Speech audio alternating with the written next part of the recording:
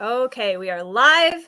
Hello, everybody. Hey, friends. Welcome back to the channel. It's Tori, and we are here for Motley Crew episode 24 already. And it is the first Motley Crew episode of 2024. And I have my very good friend, Brian Bell, from the newly minted channel BellTube on with me this evening. Please go to the description box right now because there's a link down there to Brian's channel, and you should click it and subscribe because he's got some awesome content. So Brian, thank you so much for joining me this evening. Well, thank you for having me. This is way long overdue for us to be able to have a chat live. Yes, agreed. It feels slightly weird. I feel like I should have another laptop where I'm lurking in the chat at the same time with my ridiculous comments.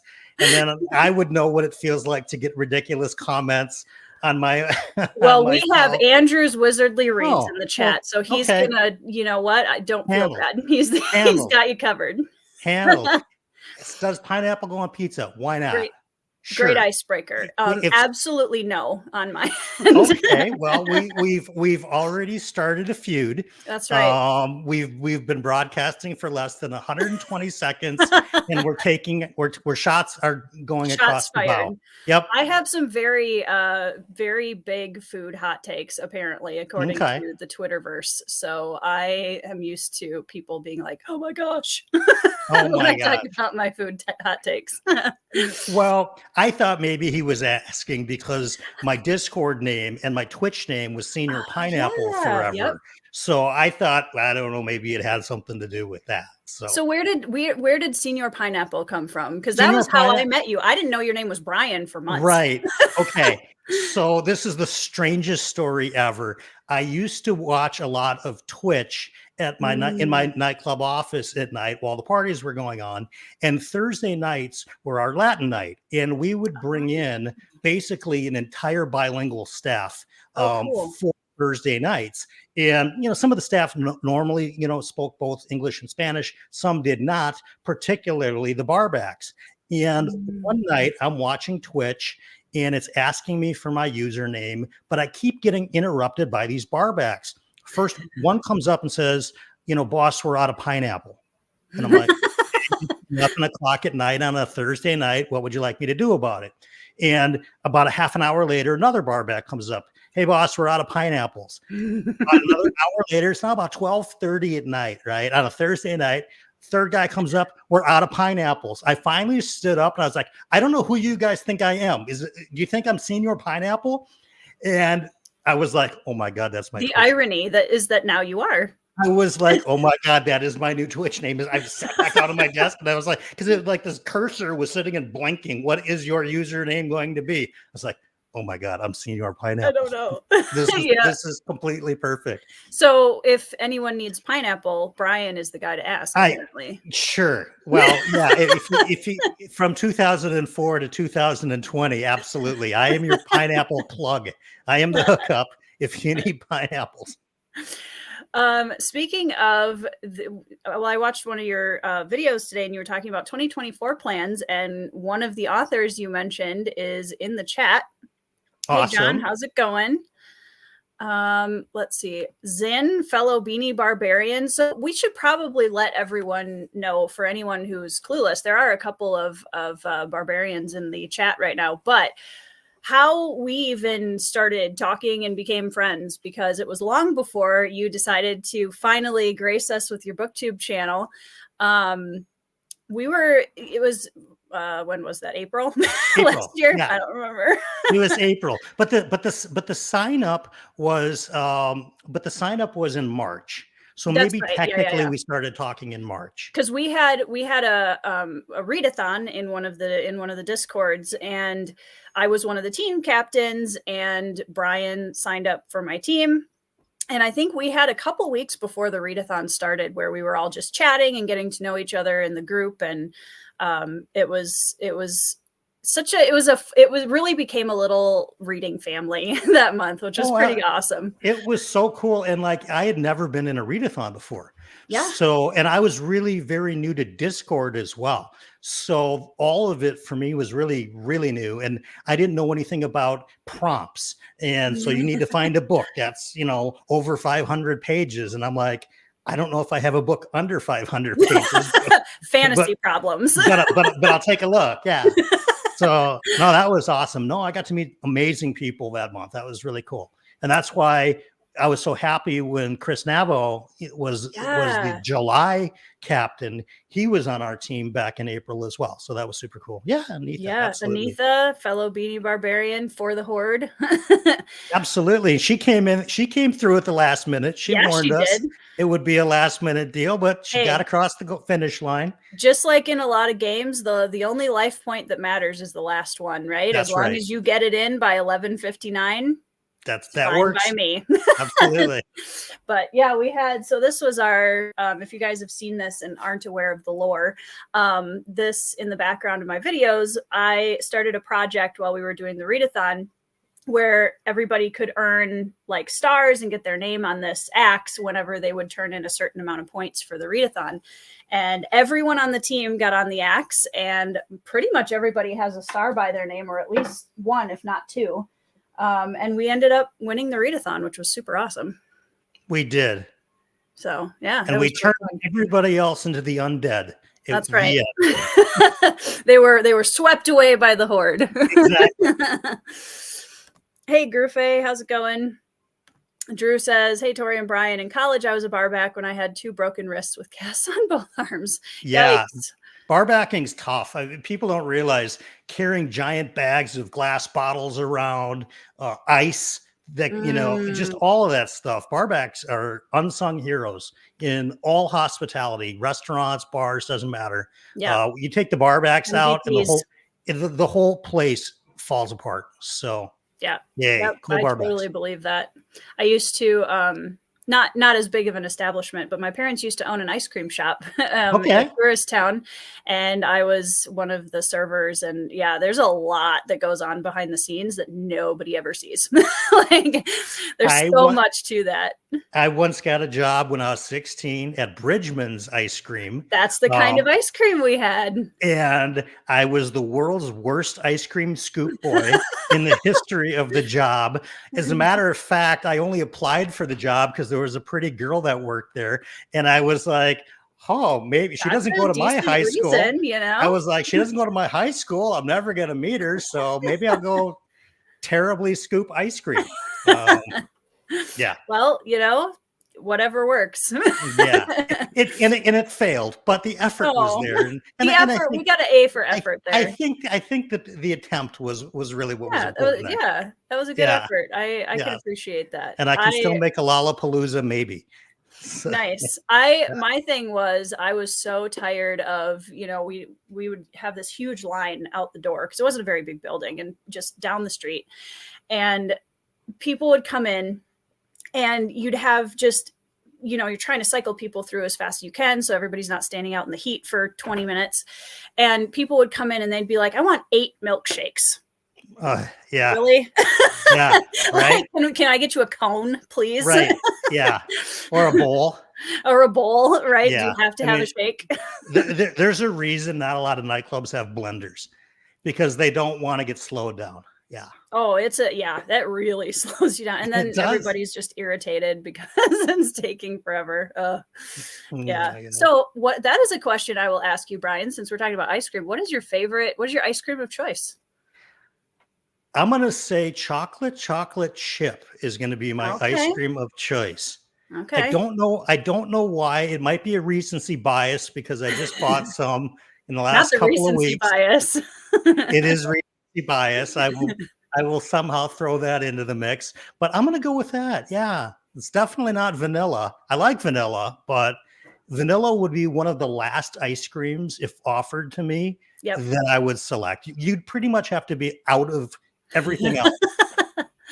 And then I'll go vanilla. I'm not a big vanilla fan. I'm like, if I can add a bunch of things to it, sure, maybe. Right. But just plain vanilla, no. Yeah, my channel Sorry, is Ryan. not my channel's not super vanilla either. So I mean, it sort of goes with the personality. Yeah, I know. My husband is also funny because he used to be the chocolate fan, and I was not a big fan of chocolate. And then, well, what happened was I got pregnant with my first child, and then all of a sudden chocolate was the cat's pajamas, right? And it never left. So now I'm a big chocolate fan. Excellent. And my husband is like vanilla. And I'm like, all right, well, we'll just switch. Well, we welcome you aboard. We welcome you. Thank you. Yes. Although you've been there longer than me. Mine is more recent. So you know what? It's kind of like YouTube. Whenever you show up, you're welcome. Yeah, I did not get my chocolate welcome packet. I'm going to be asking for the manager after this stream. Yes. So speaking of BookTube, you said when we started, and I was trying to count weeks, and YouTube's super unhelpful with that because it's like your oldest video is a month ago, but it's actually been like 6 or 7 weeks now. So tomorrow is going to be week number 8. Okay. All right. Wow. So veteran. My channel is so old right now. It's like you have to dust it off very carefully, like an archaeologist when you're uncovering BellTube gems. Yeah, it's just these rarities that are a whole 56 days old.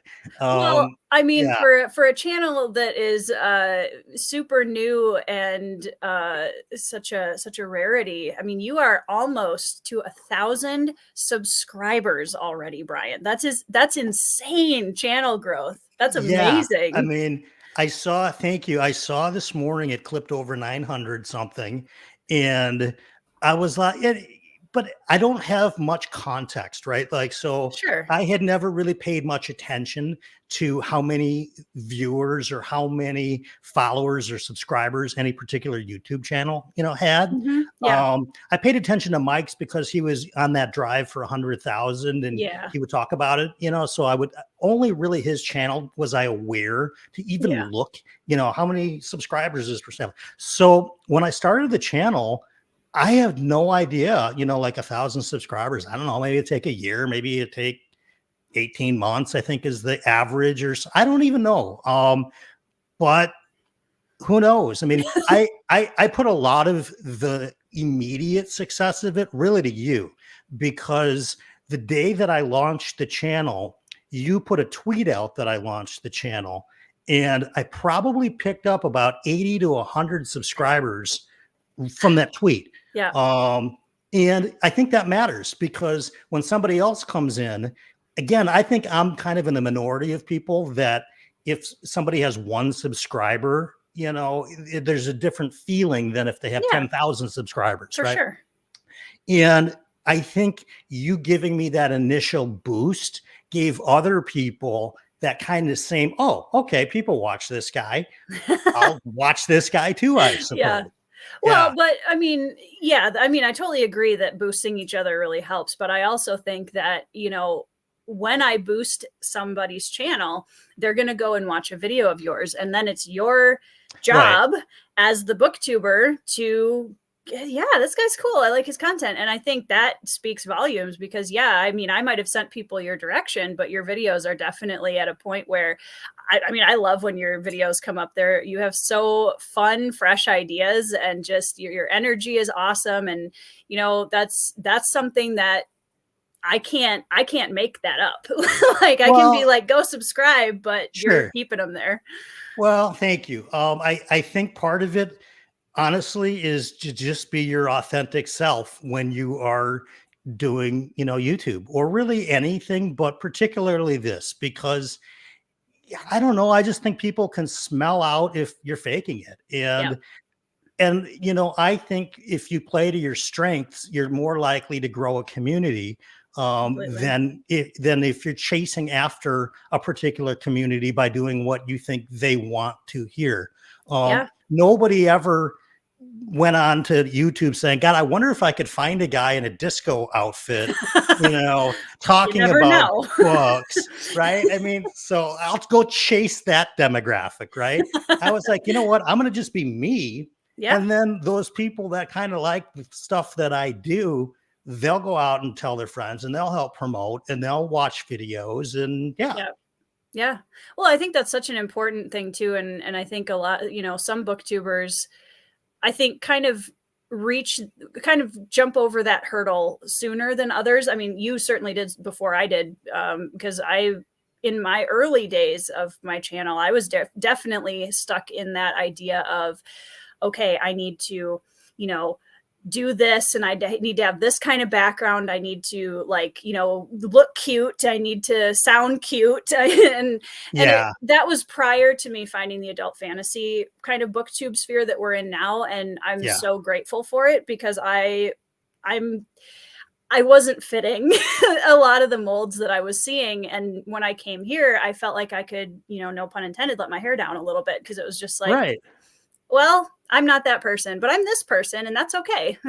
Right. Well, and I think to some regard too, that if you do YouTube, and if it happens to grow, and if it happens to turn into something that is bigger than just a hobby, do you really want to be doing that every day, being somebody that you're not, you know? So it's like, for me, everything that I put up there, I want to be able to say, I'll still be happy making this kind of video, whether it's really successful or really not, instead of trying to do something that maybe gets some viewers now and maybe builds up a big community. But oh my God, if I have to keep doing something that I don't indefinitely, or the channel will fail.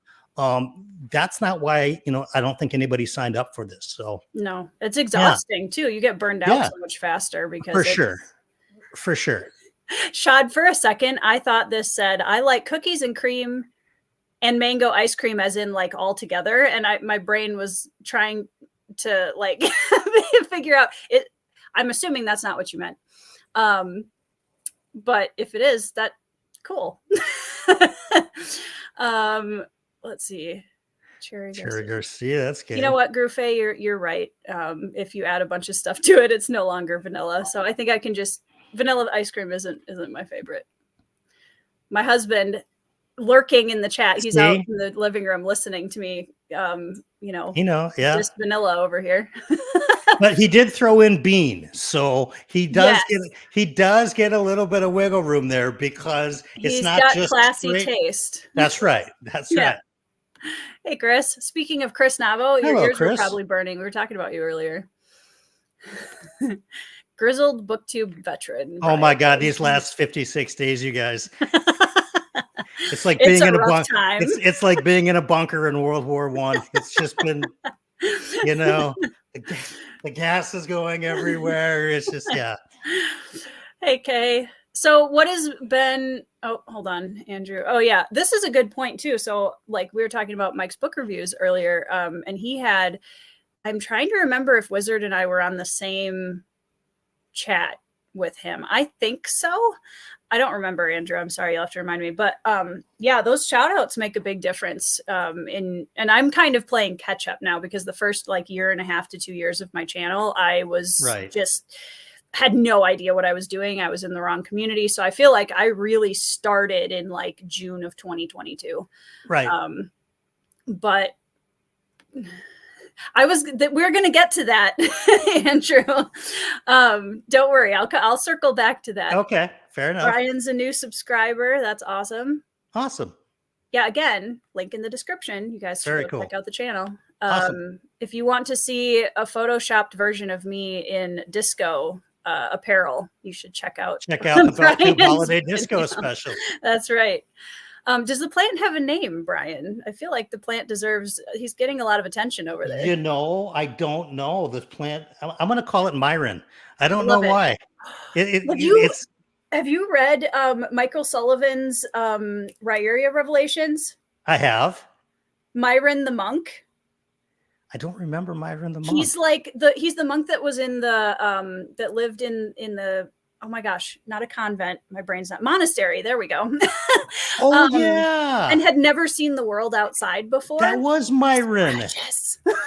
I love him. Myron. I love that. Yay. Very pure. That's a very pure name. I love that. Okay, Myron. That's how I do my channel. Make sure I'm cute in every video. Yeah, that's right. I mean, you have to, right? Kay wants to know, what is the one thing you became known for on your channel that you never anticipated? Oh, for me or for you? For me, I'll answer. I would say sort of the irreverency I have for all of it. Um, you know, I think that if if if you want to tune in for an academic breakdown of the different themes in several Mhm. different books, I'm certainly capable of doing it, but I think that there's tons of people already on BookTube that are far more capable at it than I am. So I didn't expect that I would be as raucous as I am in front of the camera, Sure. but it's weird. Like the camera light went on, and all of a sudden I get this big boost of energy, Yep. and I'm ready to basically be on stage and put on a show that is revolving around reading material and the books that Yep. I like. Did not anticipate that that was going to be it at all. I originally, if you'll recall, when we were talking about me doing a channel over the summer, Yeah. I was primarily going to focus it just on lit RPG and urban Yep. fantasy because I felt like it was a wide open space on BookTube that very few people were talking about on the regular, and that Mhm. maybe that could be my little niche into the community. I promise you, it was never throwing on a rock and roll wig and, talking about which heavy metal bands go with which. I mean, I don't Hey, know. I think it's Yeah, cool though, because I think a lot of times we kind of get stuck, and I'm definitely guilty of this, where you kind of get stuck in a rut of like, well, okay, I got to do my wrap up and I got to do my book haul and I got to do my, and we kind of fall into, and those videos are fun. Like I watch those videos all the time too. But I think it's always fun to see people's personality really shine through and see the right. videos that you just like, yep, that's a Brian video or Yeah. whatever. Like that's cool. I love when people are comfortable enough to just really kind of eke out of the comfort zone.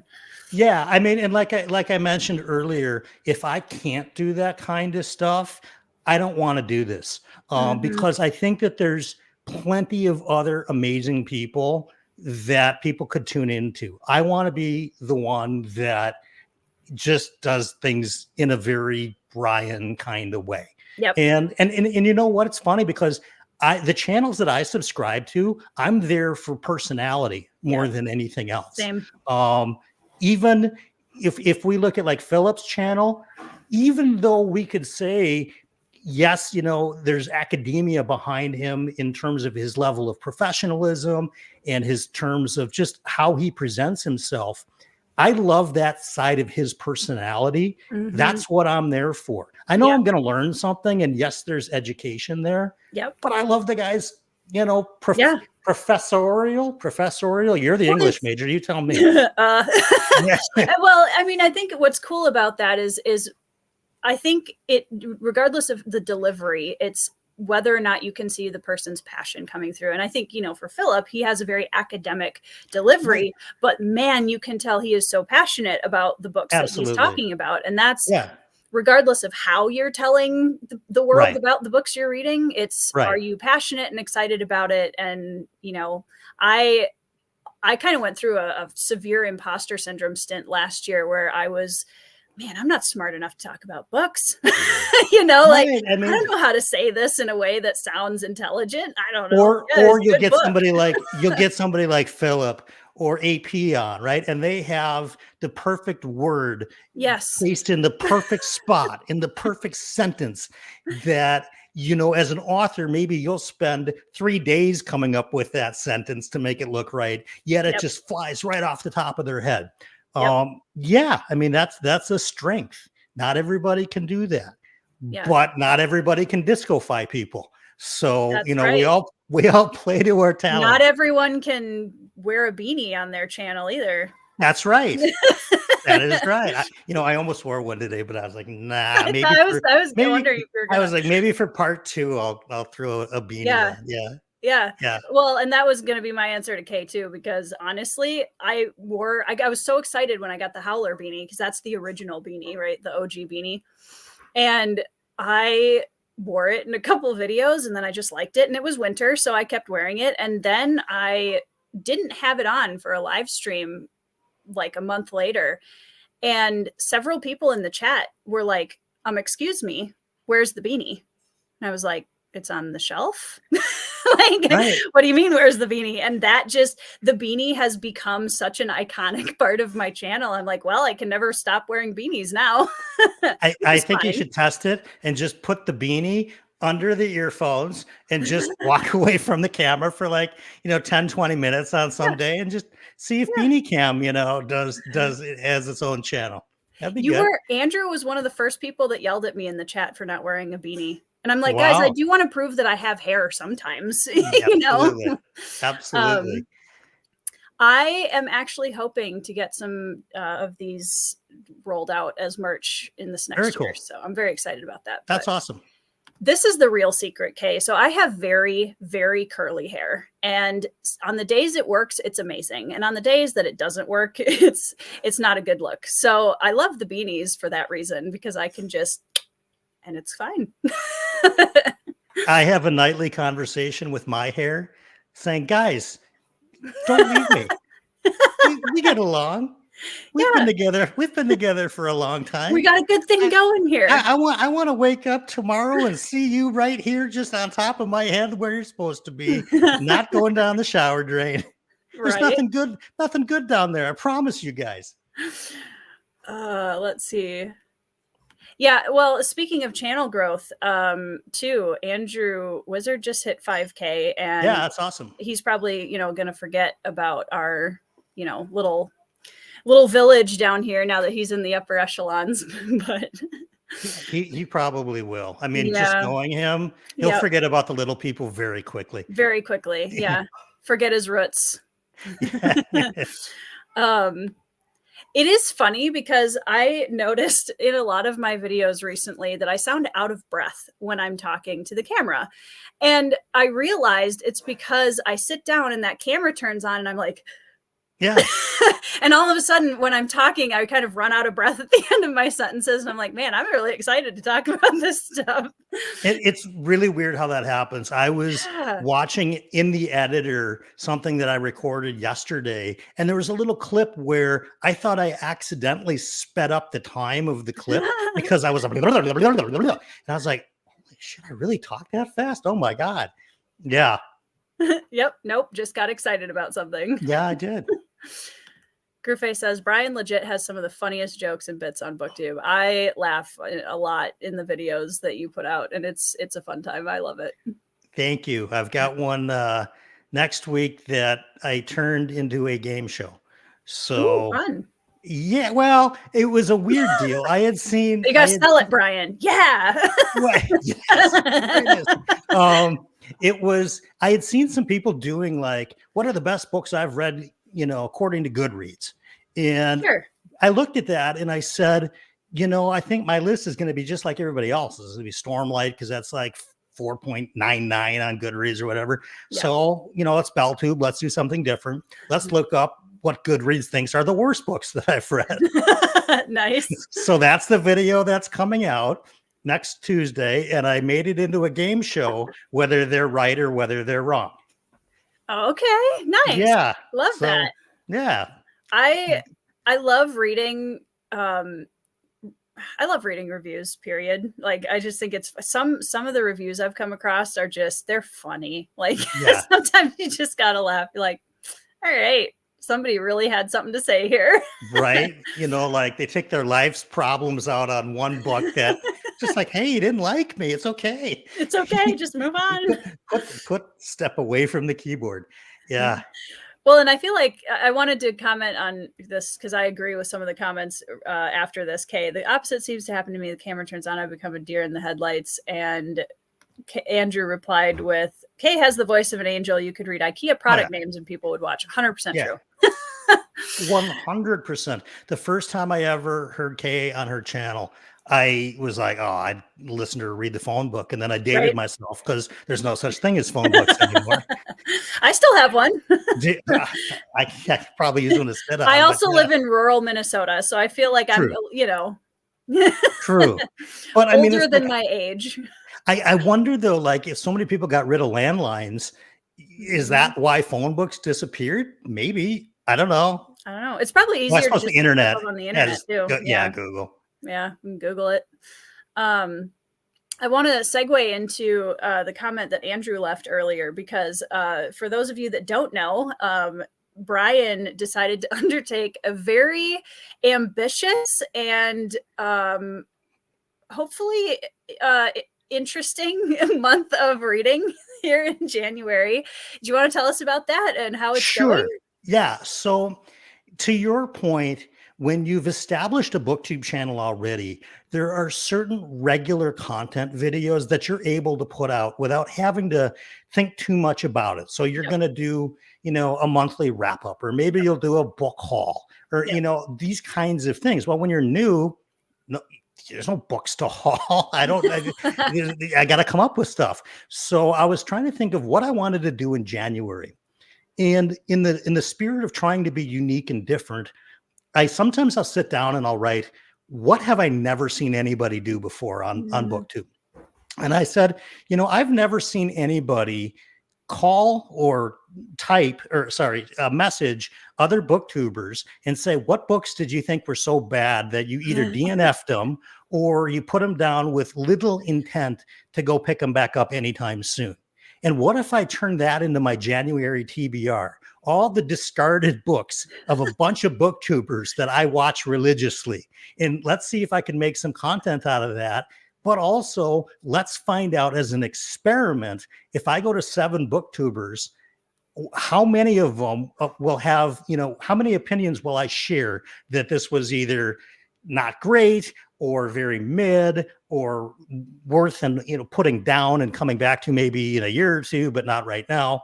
Or how many of these do I actually really love and enjoy? Because that's, I think, a little bit of a trap that booktubers fall into sometimes. We get so, amorous about what we do like, and we're so quick to throw away what we don't like.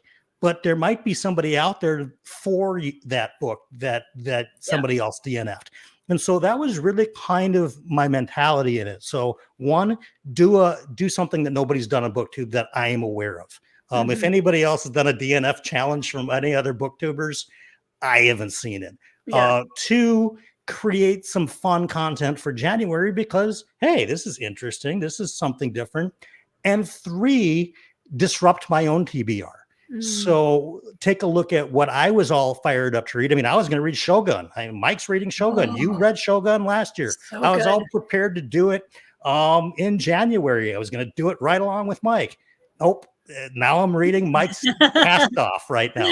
I'm writing Mike's Cast Off right now, and I'm reading Philip's Cast Off right now. Okay. Which one? I'm trying to remember which one Mike gave you. Mike gave me the 3-body problem. Ah, yes, that's right.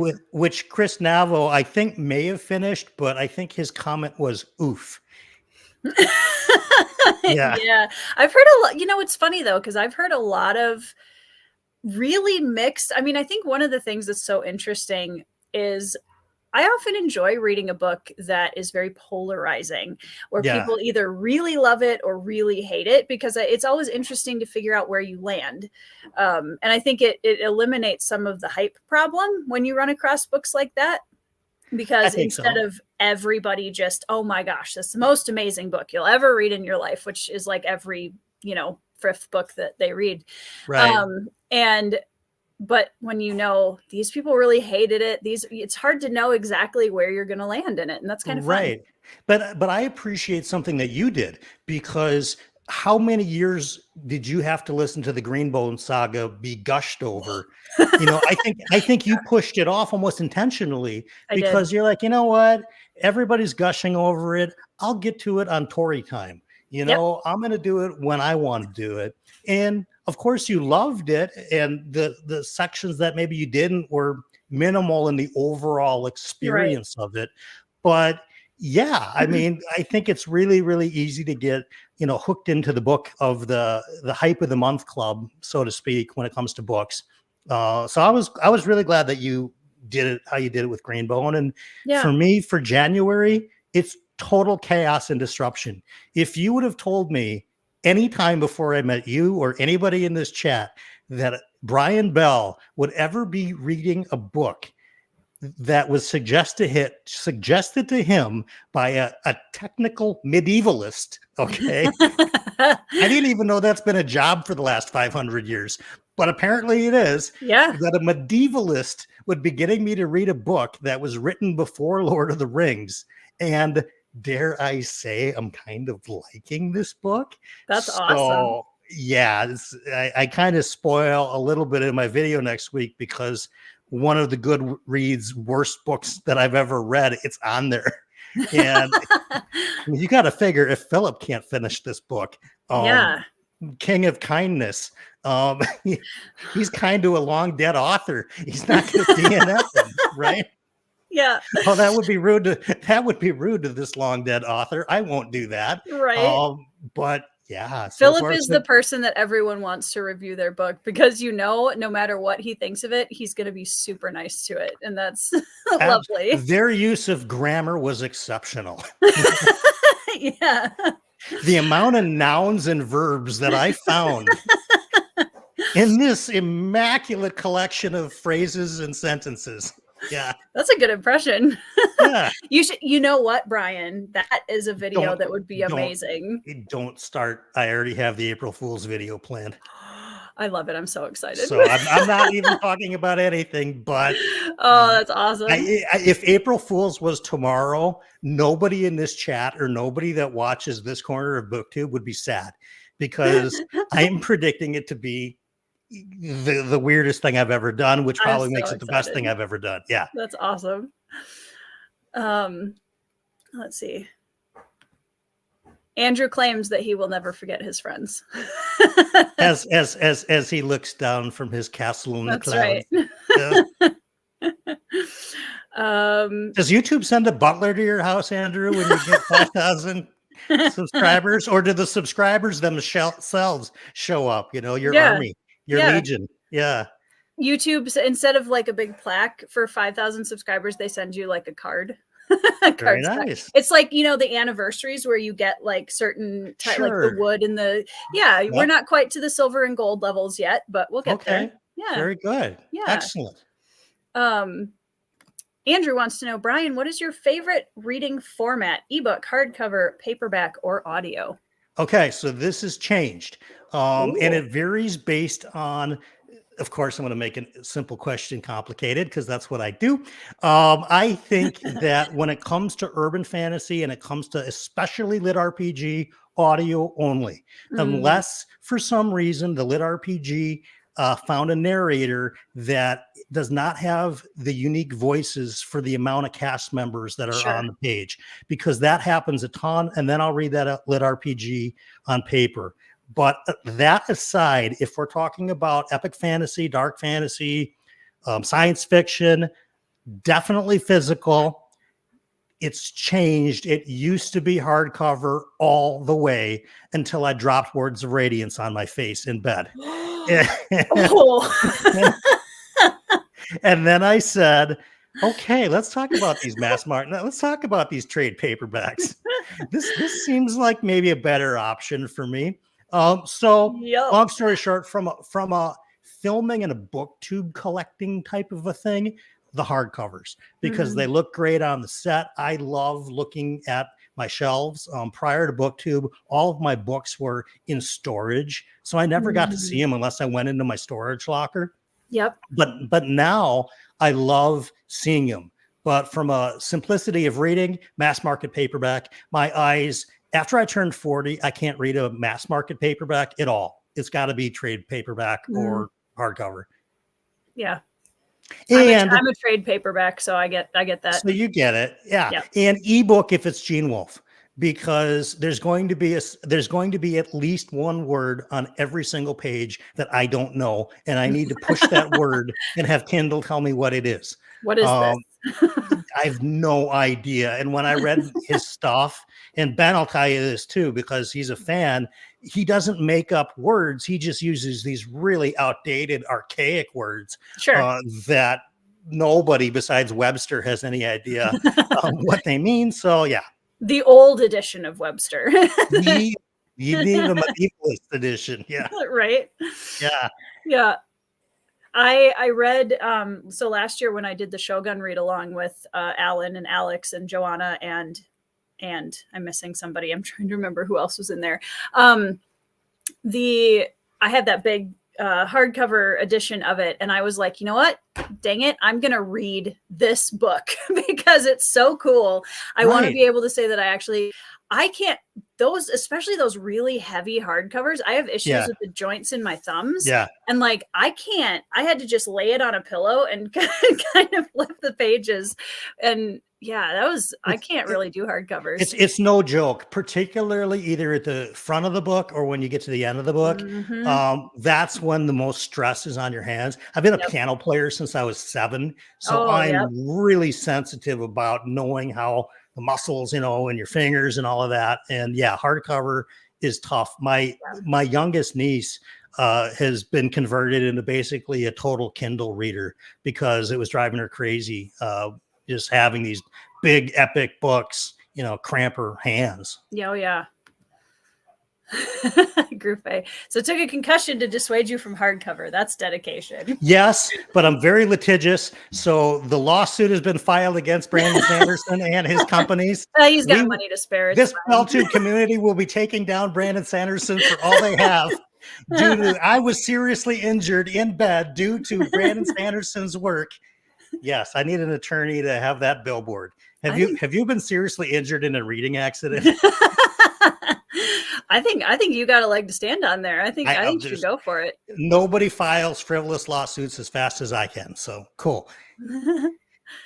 Let's see. There was another question that I wanted to run back and grab. Where was that? Oh, here we go. John wants to know, Brian, if you had to fight another booktuber in a cage fight, who would it be, and do you think you would win? Oh boy. Okay, so I'm like older than everybody. So how would I do this? Man, Tori would kick the crap out of me. Tori's got like 20 years and a height advantage and a reach advantage. Forget Tori. I mean, I am a werewolf secretly also. So. True. And don't let Philip's niceties, Have you read Way of Adan? I'm telling you, man, he takes those glasses off. It's not Clark Kent anymore. So takes that jacket and those glasses off. You look out. I don't know. Only maybe John, a talking story, because we'd both be as out of breath, just getting into the fucking cage to begin with.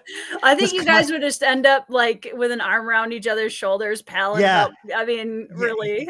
Yeah, I'm going to maybe say John, just because the steps leading up into the cage might tire us out by the time we get there. Where's John when the gauntlet has been thrown, folks? Oh, he's in the chat. Is he? I can see it. Yeah, he's in the chat. I can see him. Oh, yep, there he is. Yeah, everybody else. Andrew knows martial arts. Forget that. I don't know. I don't know why anyone sane would pick Jimmy, to be honest. that would be over very quickly. Yeah, it's really funny because I'm a big wrestling fan, and just classic wrestling for the most part. Yep. And I didn't realize Jimmy is a professional wrestler. And I went back and watched some of his matches on YouTube. He's got skills. He's not just like this talking smart guy that can do an interview. He actually can do it. Yeah. Super impressive, because that's not hard. That's not easy to do. So definitely not fighting Jimmy either. So nope, Jimmy wins. and if I have to fly overseas, I'm gonna go. If the cage match is overseas, I'm going with Matt in Berlin from Matt on Books for the same reason of John of Talking Story. Same reason, we're both out of breath by the time we make it up the stairs. Yeah, well, Matt just got a replica of Anduril though, so like he's armed and dangerous now. Oh my God. I'm not even joking that there was a time in my life, I was probably in junior high school. See, that's how old I am. They didn't have middle school back then. It was junior high school. I was in junior high and I had serious thoughts about being a professional wrestling manager.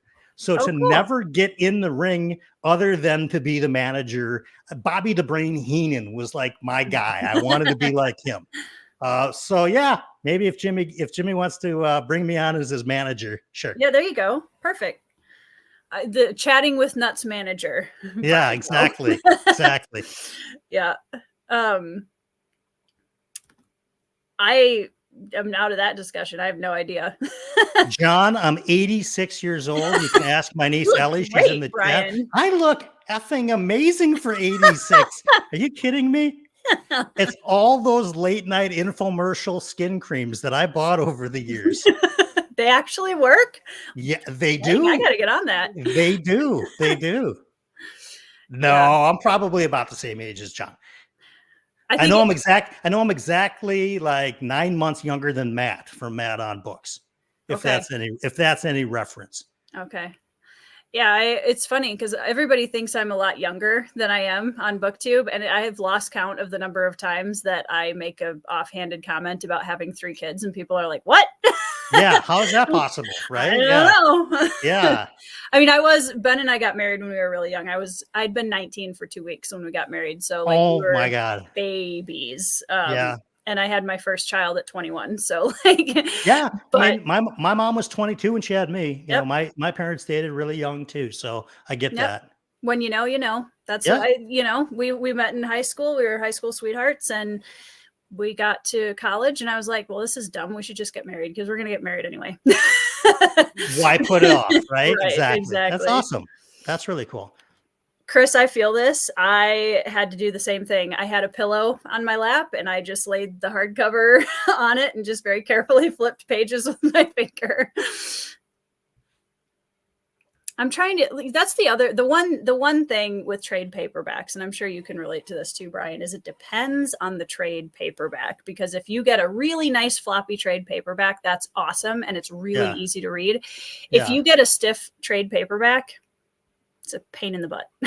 It's no good. And a lot of the times they cheap out, like your book and Philip's book, the paper is really good grade material, and it makes the reading experience noticeably better for me. And I put that in my first Way of a Dan video review on Goodreads. One of the first things I talked about was because I think I read Way of a Dan when it first came out, like 2 weeks after it came out. I bought it on Amazon, and I was just blown away by the quality of the paper that he chose. And as a self-publisher, that's a choice you make, and it's not an inexpensive choice.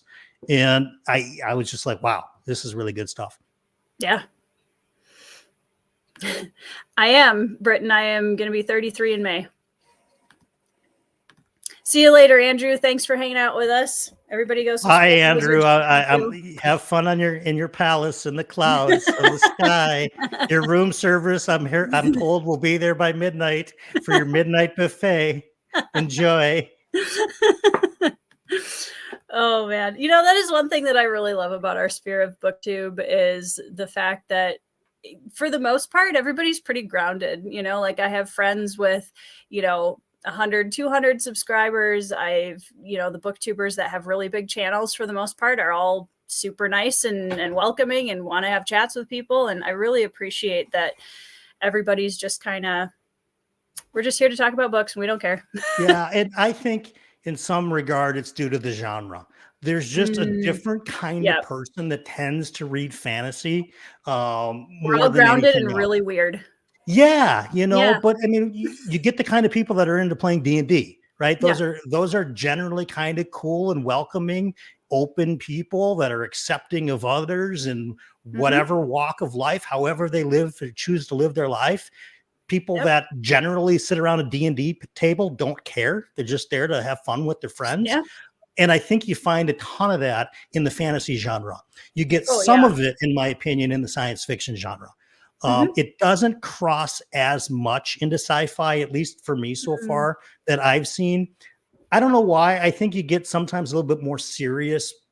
I don't know if that's true or not, as I speak about it out loud, but sometimes I feel like the reviewers of the science fiction stuff tend to look at it a little bit through I don't know if the word is academic or really what it is, but it just seems a little bit less around the D&D table than a fantasy table, than a fantasy book. Yeah.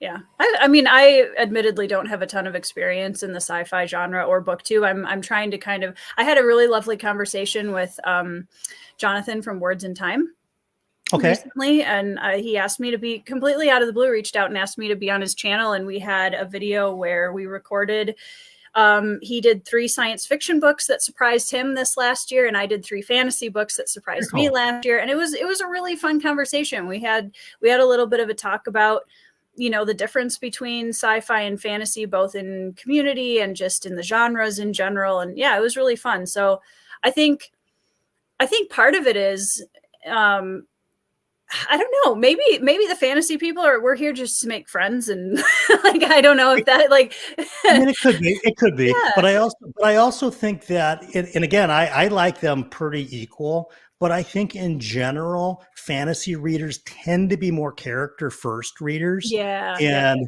I think that shows in their personality. Then when you get into sci-fi, I don't think that the real reason a lot of people read sci-fi is to read about the character growth arcs that get into sci-fi. There's I would. I mean, it happens in some series that become mainstream, like Red Rising absolutely has that character development, right?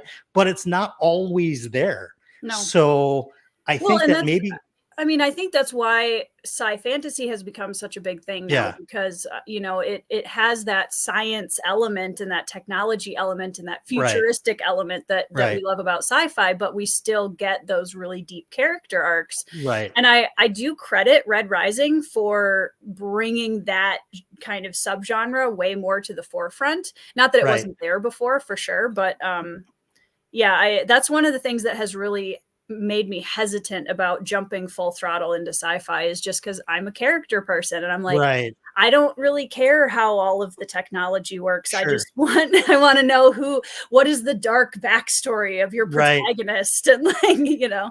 Well, I think you've set a pretty high bar, because you know, I know that you're going to get into Iron Gold and Dark Age and Lightbringer coming up, and that further explores even greater depths of all those characters you grew to love in the first trilogy. Yeah. The one thing that it's been my experience, it's been hard to replicate that in science fiction. I think that's one of the reasons why Red Rising stands out so much, because I mean, there are other science fiction series, obviously, but if you almost have to go to like some of the big franchises like Star Trek and Star Wars, where people are there for Captain Picard and they're there for Commander Data.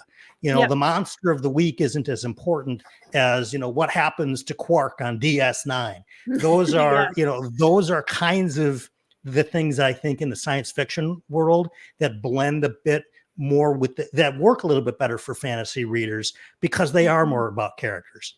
Yeah, I think you're absolutely right. And that's, you know, this is something I completely believe in, that there is good character driven science fiction out there. And I'm really interested in trying to find some of it, because, and I even asked Jonathan once our video recording was done, I said, okay, for someone who's a super character driven fantasy reader, what would you recommend? And he gave me a couple of recommendations. 2 of them I have written down, but can't remember. And then he said, you know, honestly, try The Expanse, which was not a hard sell for me, because I love Daniel Abraham's Long Price Quartet. So I was like, sure, I'm in. Yeah. And Rob Hayes, author of the Mortal Techniques series, he's actually been reading it and posting some updates on Twitter. And he's loving the series. So that, I mean, The Expanse? Yeah. Oh, it's awesome. I'm excited.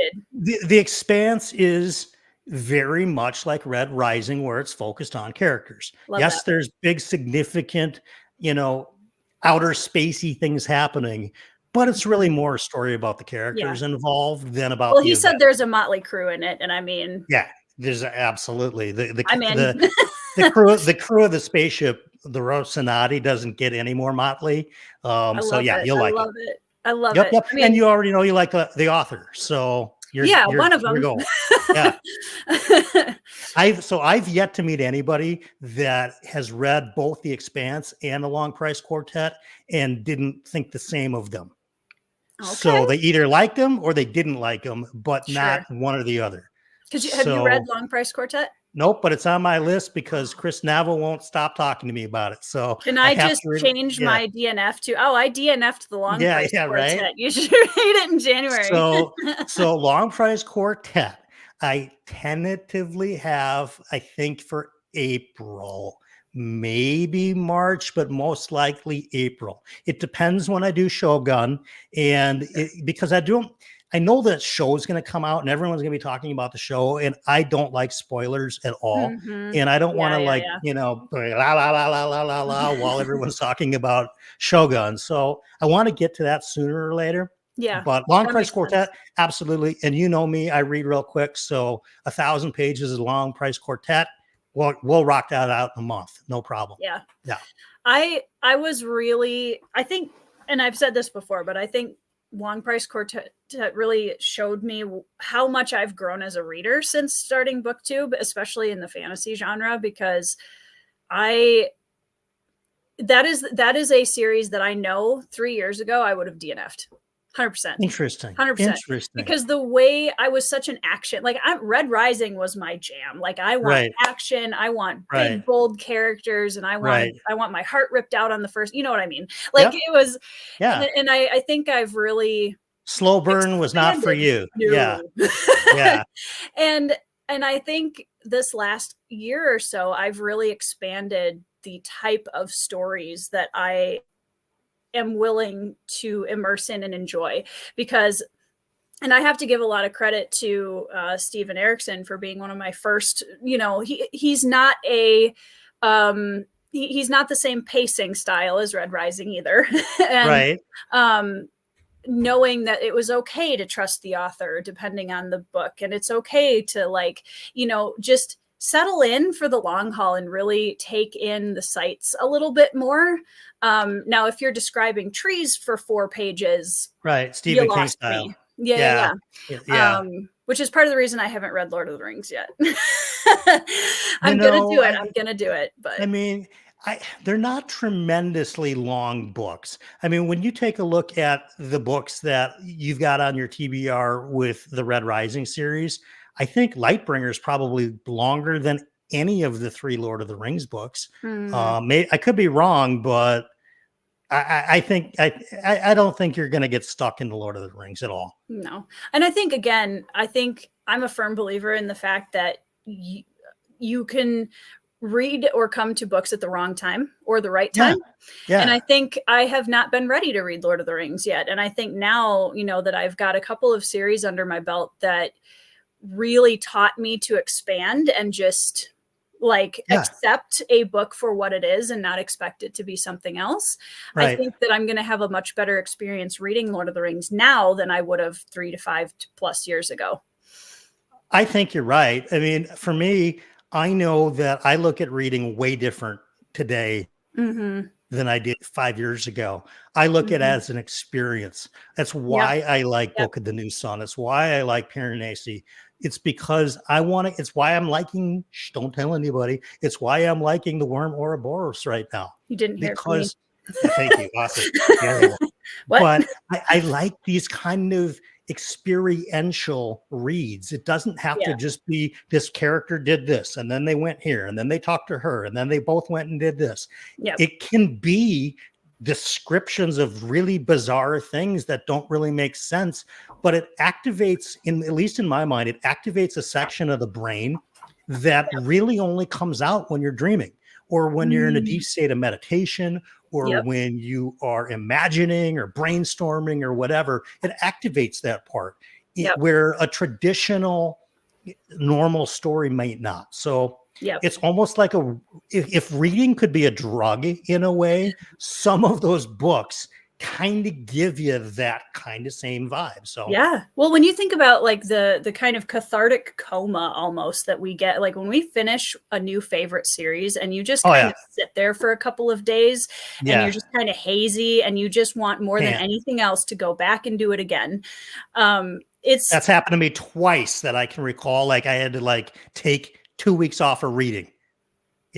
What were the series you have? I mean, you have to tell us what series they were now. The Dark Tower was one, and The Realm of the Elderlings was the other one. Valid. Let's see. I wanted to check a couple of the comments. Red Rising series is on my TBR for this year. Yay! Awesome. Me too. Yeah, I don't even know. I think the hype was part of it, to be honest, because I adored the first 3 books in Red Rising. That's my comfort books. Right. I love them. I love them so much. And everybody was talking about the sequels, and it was such a big deal. And I was just like, I just want to stay here with the experience that I had with my, the original trilogy. And I wasn't ready to go on yet. And I think I'm finally at a point now where, okay, now I'm ready. I'm ready to go in and see what else Pierce Brown has in this world for us. Well, I mean, I'm excited. You've internalized that story where it's become part of you. So much. And when something is a part of you, it would make sense that there could be almost like a subliminal fear of what if books 4, 5, 6, and 7 in some way diminish what is kind of a piece of me right now. Yeah. And am I willing to let that happen? And of course, I'm going to say you have to, because that's the only way you grow. Right. But I think that the period that you waited is, that Tory time, so to speak, is perfect. It's really good, because then you come to it on your own. So I'm excited for it. I think I needed time to process through that fear, because you're right. That's exactly what it is. And I've gotten to a point now where I'm like, you know what?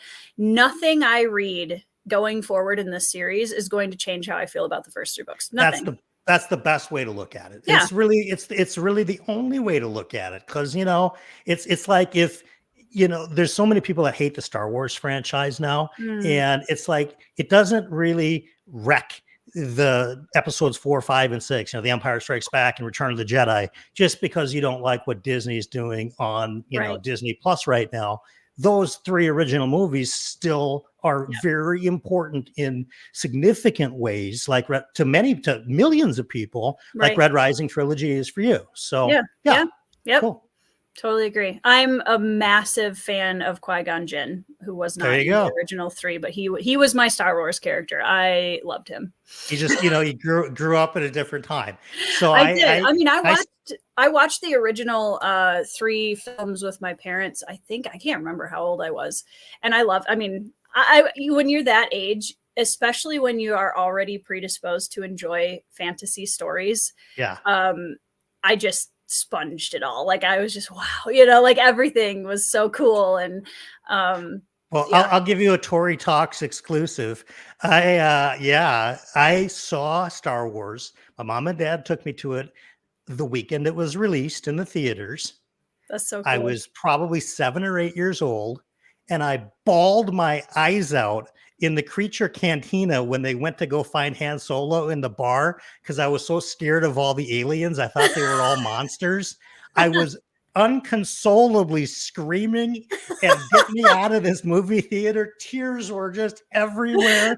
And it's like, now every time I hear that Cantina song, da, da, da, da, da, da, da, da, I'm like, oh my God. Somewhere within the tiny version of Brian is like, no.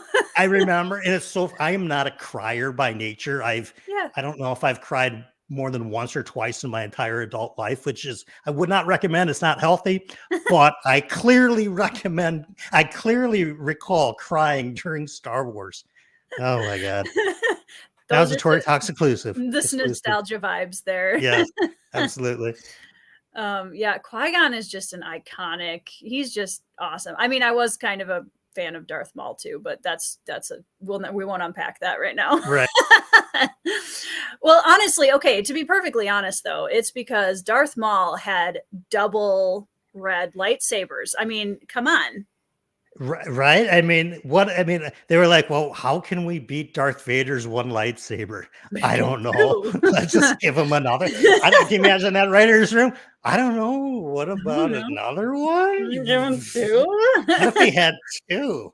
Okay. Yeah. Well, I mean, combine together. Yeah. In every video game I ever play, you've read. I have a joke about this in Bloodstones, actually. I play dual wield characters, period. Okay. Period. I can't. single, like, two-handed is too slow, and Yep. do not give me a shield. I am Yeah. way too offensive of a player to Yeah. shields are just So so you want the double knife rogue. or I usually play double axes or double swords tank barbarian because That'll work. Sure. that's my That brand. works. Absolutely. Um, That's very on brand. Rogues, I don't have the patience for sneak and ranged weapons.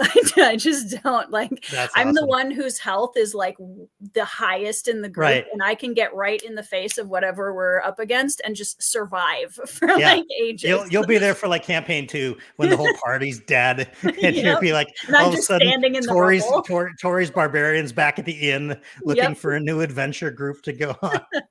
Yep. Makes sense. There's So been my gaming group friends that I've known since college.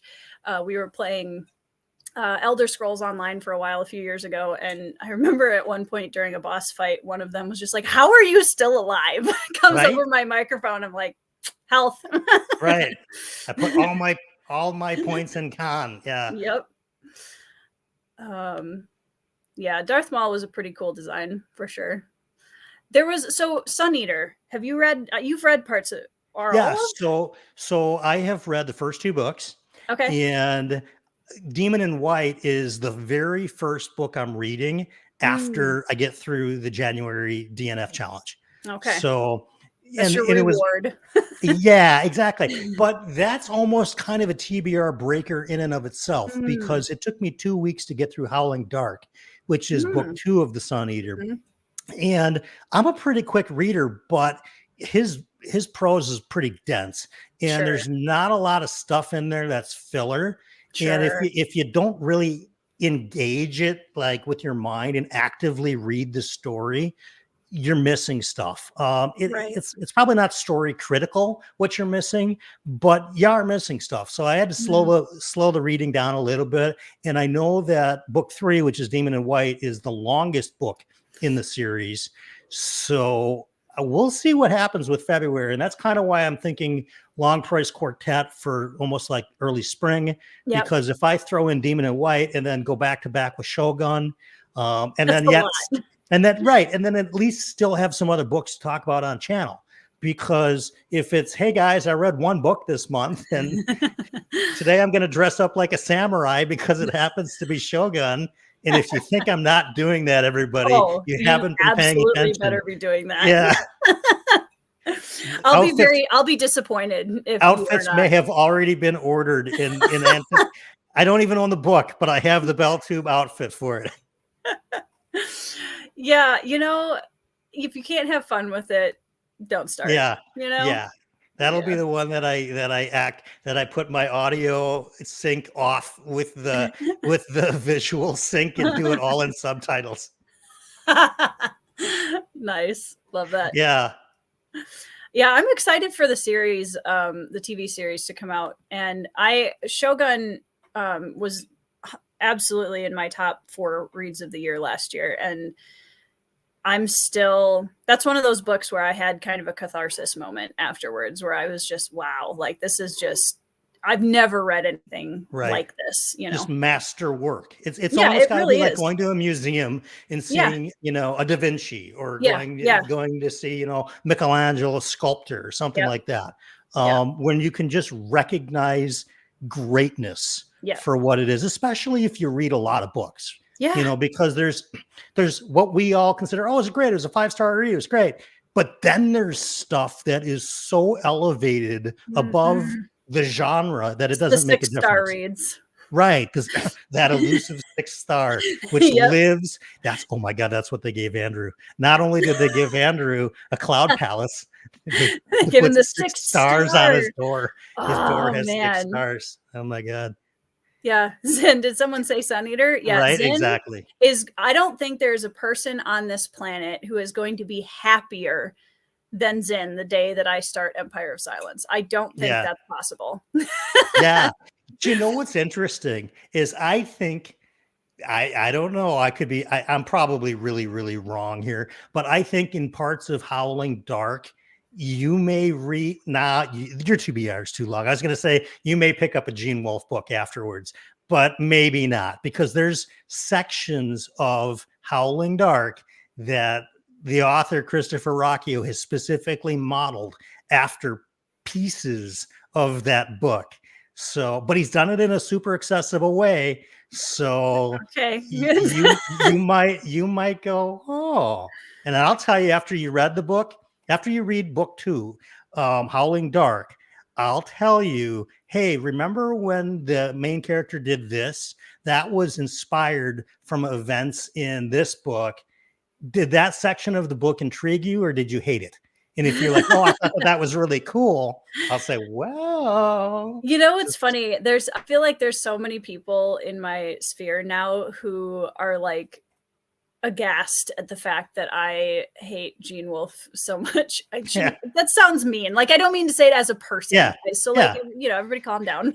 Like, it's a writing style, It is. And it's so hard because like I said, I feel like I've grown so much as a reader, and I read Long Price Quartet this last year. I'm reading To Ride Hell's Chasm by Janny Wirtz. I'm going to finish it tonight. Right. And so I am not like foreign to authors who really make me think through the story that I'm reading. But Gene Wolfe, my experience, and I don't say this on many channels outside of my own because I'm trying to be respectful. Right. But I got to the end of the book and I've read snippets of other bits of his work. And I feel like for me, it was like being told by an author, okay, I want you to read this. And then when you get done reading it, you're going to have no idea what happened. And I'm going to be laughing because you didn't figure it out. Right. And I'm not here for that kind of a reading experience. Right. I mean, I kind of agree with you that can happen with that material. For sure, or maybe you only figure out half of it, and there's a Baez character. I think, Tori, have you associated Baez to Gene Wolfe? I haven't, but I could be persuaded. Yeah, maybe that's what's going on. But that would explain why I hated Baez so much. Right, that makes that's a what lot I'm of thinking. sense. There's a mental connection. This is why I have Booktube friends, so you guys can tell me why I think the things that I think. But I also think too that to everything there is a season, and in 10 years you may pick up a Gene Wolfe book and like it and go, I didn't want to read it when I was 30, but I'm 40 and I'm interested in figuring out if I like it. You know what? It's kind of like Scotch. Okay. I about every 5 years try some Scotch. I've never once liked Scotch. I've owned a bar forever. At 30, everyone said, well, you got to be 30 and then you'll appreciate Scotch. So on my 30th birthday, I ordered a Scotch and it was terrible. And then I waited another 5 years and 35. Scotch, terrible. Waited 5 more years, 40. Scotch, terrible. So I've never really found that taste for Scotch. Yeah. But I still go back and try it about every 5 years, thinking that maybe this will be the time that it happens. Probably. Yeah. You know what, T? Godspeed, my friend. I enjoy hearing, so with series that, like Gene Wolfe or even Wheel of Time is a series that I will probably, and I'm never going to say never, but I will probably not pick up Wheel of Time because I know enough about it to know that it's just probably not going to be something that's going to hit me the way that it does for a lot of people. But I love hearing people that are really passionate about Wheel of Time. And I enjoy listening to people who are really passionate readers of Gene Wolfe talk about it. And to me, that's how there are some series or authors that I feel like I experience better through conversation with other people than I do by actually reading their work, if that makes sense. Because when I hear people talk about it and get really excited, oh, Gene Wolfe and this thing in the book was so cool. I can appreciate that. Yeah. And just to talk to somebody that has passion in general about anything, that's not always very common in the world that we live in. Everybody's so distracted with the world's problems and this and that. It's tricky to draw people's passions out, but once you can find them, you find so much common ground to talk about. I think that's why, like as you call it, this corner of BookTube is such a great place to be, because it's very clear that, you know what? Tori doesn't like Gene Wolfe. Brian loves Gene Wolfe. Doesn't make a difference. There's enough common ground that we do overlap on that it's awesome. And it works.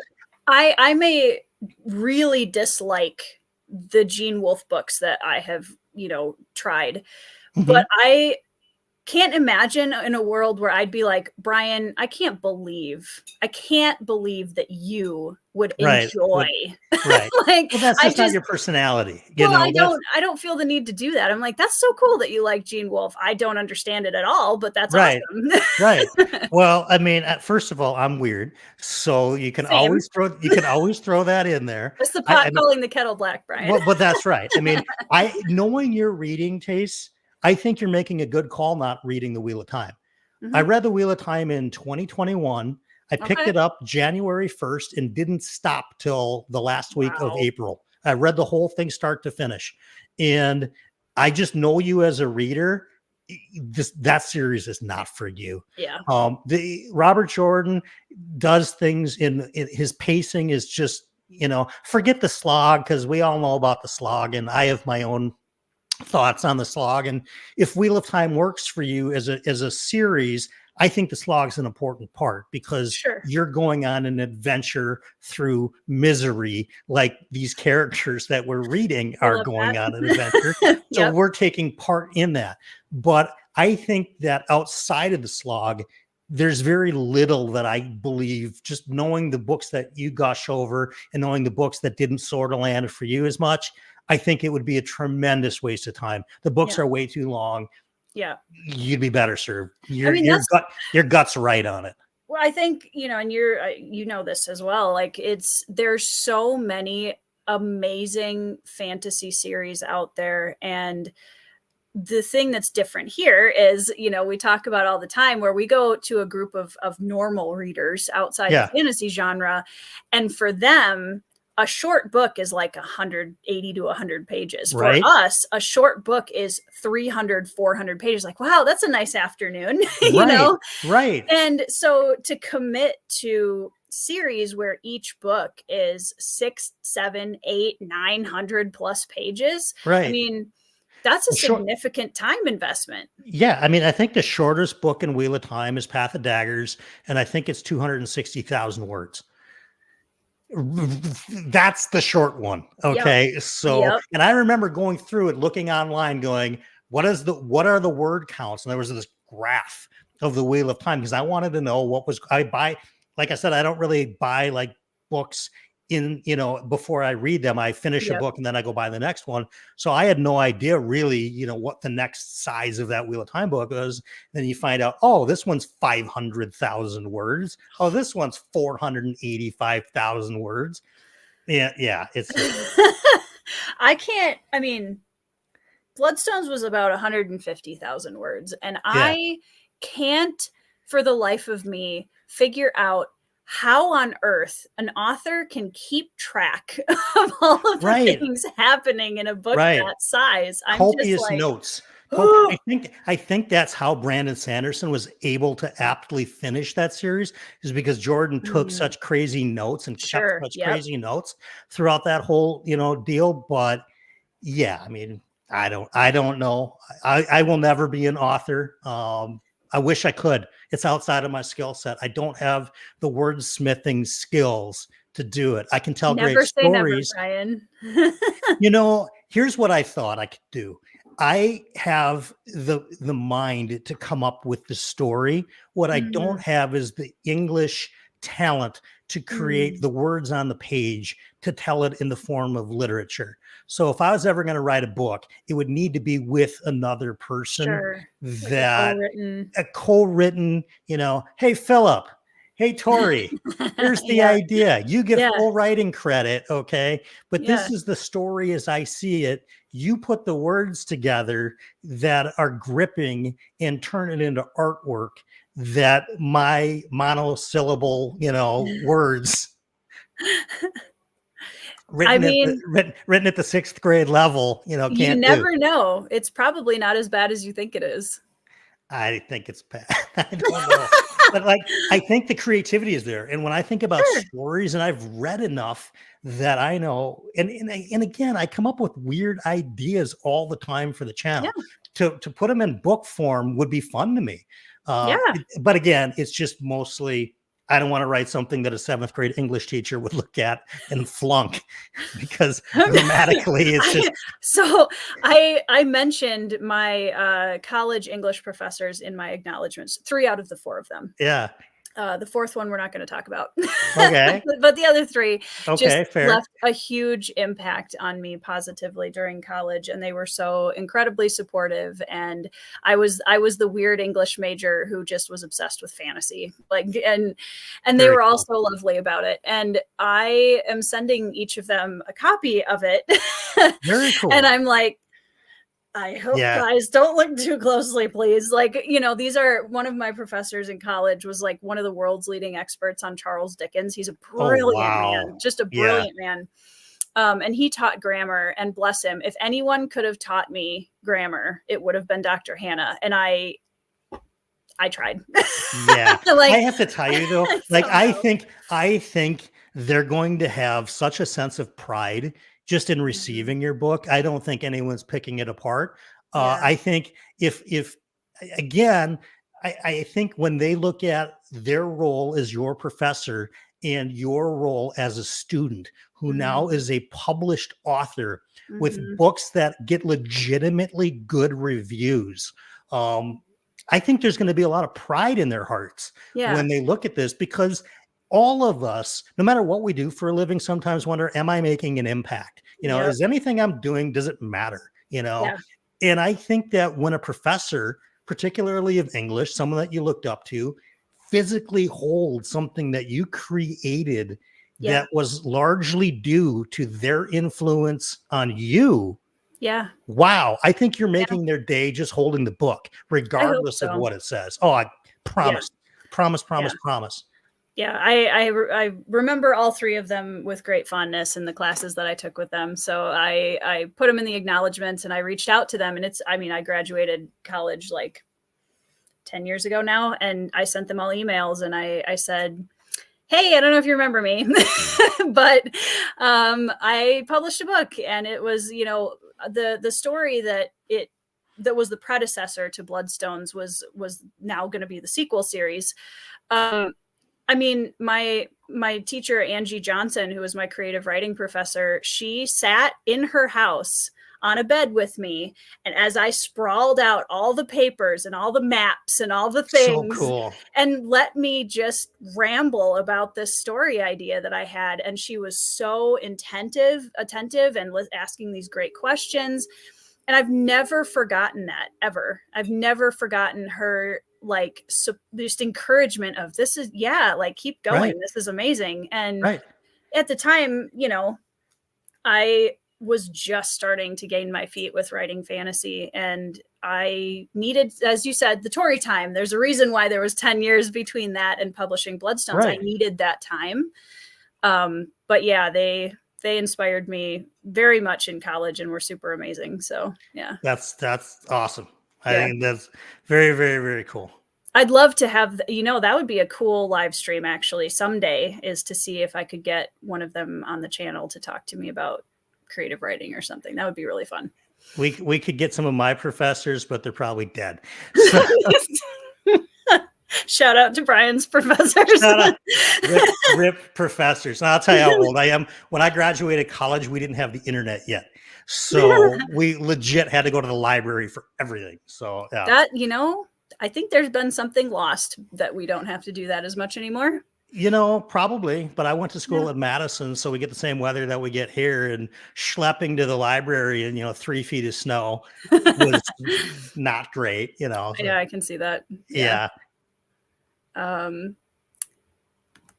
Sometimes when I know I don't want to read a book or a series, it's fun to listen to other people so you know the story without actually having to read it. Yeah, I feel like I have more of a positive experience listening to people talk about Wheel of Time. I enjoy that. Right.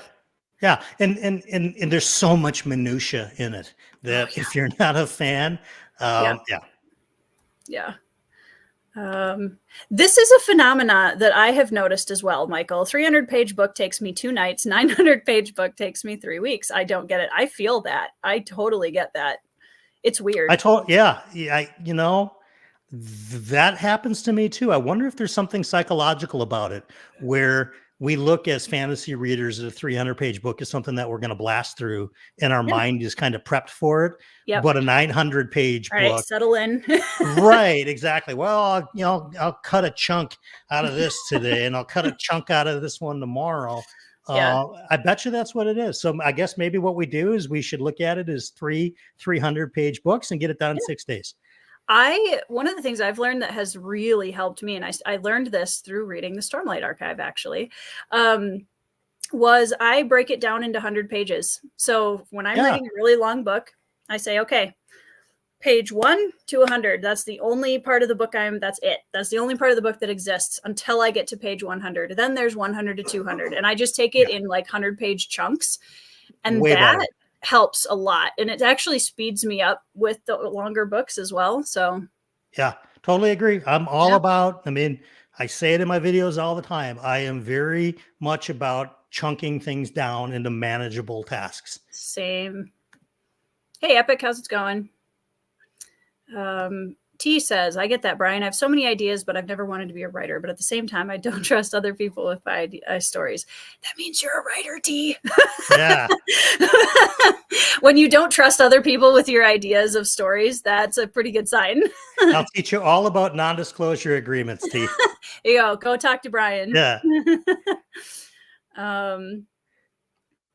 Groofay says he'd read a Brian Bell. I would read a Brian Bell novel. I tell you, it would be weird. I mean, there's someone who would be, flying on a dragon, and then a guy would come out in a tuxedo hosting a game show. So I love it.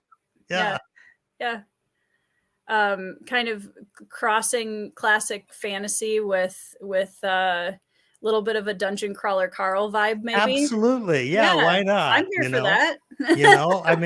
I don't know. I think that's why one of the reasons that I liked originally the whole Ready Player One idea, where it was kind of like this VR futuristic, but they were throwing in all these 80s references that I grew up in. So I really liked that. And maybe that's probably a little bit of I don't know. Maybe that's an indicator of why I make some of the weird, videos that I do, is like I throw in different things from here and from here and from there.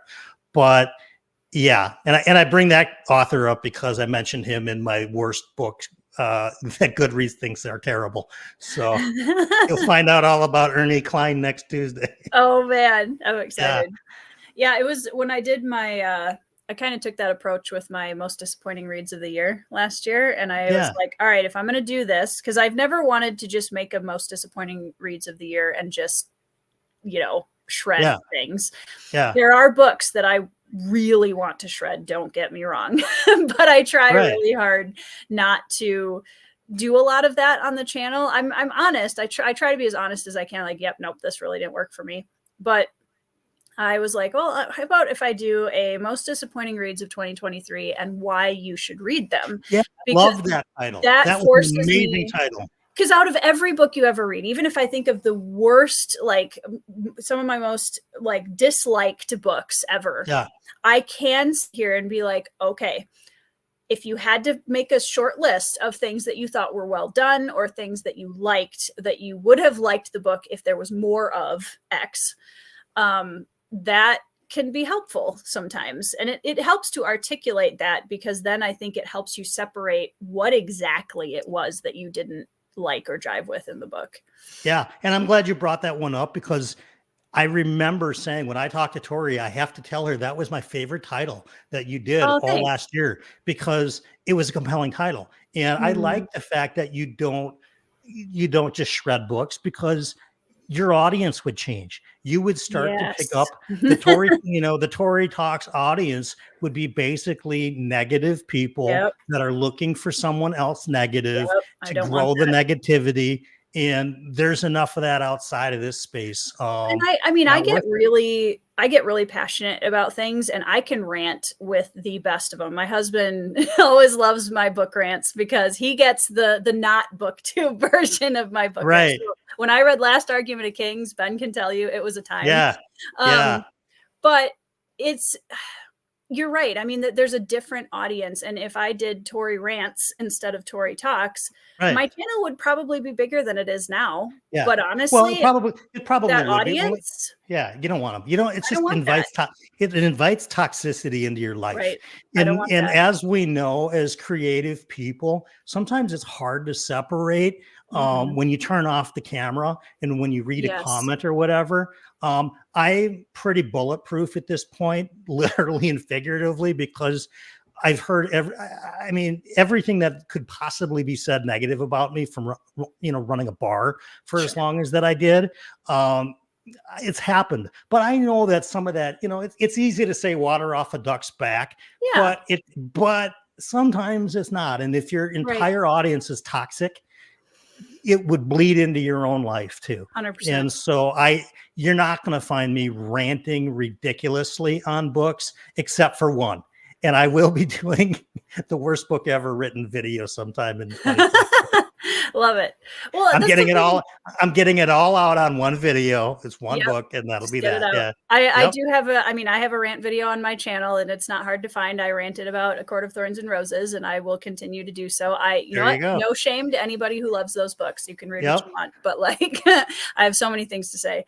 But I am going opposite of my own advice, and I will shame everybody that likes this book that I wrote that I am going to rant on. And I try really hard not to. I mean, to be fair, I have learned that a lot of people who really love something like A Court of Thorns and Roses usually are not my reading people. Right.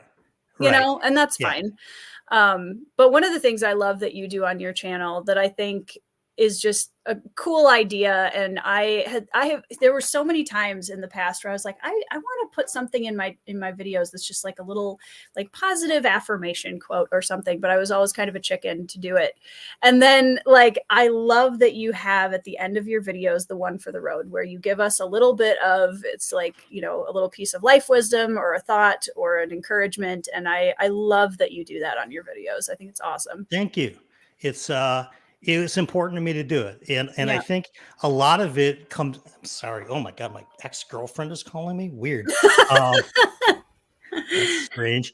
The one for the roads really came to me because I thought the whole point of BellTube is to give the viewer value. And I've said it could be entertainment value, it could be book knowledge value, or it could just be some kind of life value, which can kind of be motivation, however you want to look at it, self-esteem, whatever. And I've said this before, but I think maybe it bears repeating that when we're kids, we watched Mr. Rogers, and Mr. Rogers was accepting of us, and he liked us just the way we were, and everything was good, and it was cool to be yourself, and you don't have to be like everybody else. And we lose that as adults, and we get the opposite of Mr. Rogers. We get everybody telling us what's wrong with us. And I said, okay, if I start this channel, I don't care if there's one viewer or 1 million viewers. I want them to walk away with thinking that there's somebody out there that's just putting on crazy disco outfits or whatever that legitimately likes them for who they are, wants them to be who they are. And if I can encourage people and use anything I've learned through the ups and the terrible downs and all the stuff that just comes with life, if someone else can benefit from that, then it's awesome. Then they don't have to like a single book that I read. They can think I'm just totally silly with a bunch of things that I'm doing. But if they walk off that video, either consciously or subconsciously, feeling empowered in a way that they didn't 10 minutes prior, I've done my job. And that's just kind of how I look at the one for the road. So thank you for that compliment, because it was something that I honestly didn't know if I was going to get. And I probably, as the channel grows, I'm sure I'm going to get the haters on there that go, why is this guy doing it? Blah, blah, blah. It's fine. Nobody on the internet is going to be worse than some of the things that have said to me in person before. So I don't mind that. But so far, nobody has thought it's just, condescending or preachy or And then it's working, because I'm trying to do it with just kind of like an olderly brotherly kind of way. Well, I mean, we talked about at the beginning of the stream, you know, that people can sniff out fake really quick. And I think when you have a genuine, like, you know, you're doing this segment with a genuine desire to help somebody, and I think that comes through the screen. It's easy to see that, yeah, you genuinely want somebody to watch this and feel uplifted a little bit, or feel a little bit more grounded today, or whatever it is, you know, that they take out of it. And I think that that's at the heart of it. What's so important about what we do as content creators is just, you know, creating a space for people to come in and add value to their day in some way. And I always look at my channel as I want, and I know there's lots of other channels that have said the same thing. I want people to come in and feel like we're just having a conversation with a friend. Like I want it to be a place where everybody just, you know, and we can talk about books, and it's just relaxed. And that's why every video now starts with, "Hey friends," because I want, even if they're a brand new viewer, they're included. Like, I don't want it to be, "Hi, returning subscribers and new," like, if you're new to my channel. No, I mean, "Hey friends" is your shtick. It works, but it's authentic, but it works. And it's because it's you. I mean it. but it's you. It's very authentically you. If I did it, it would not work as good.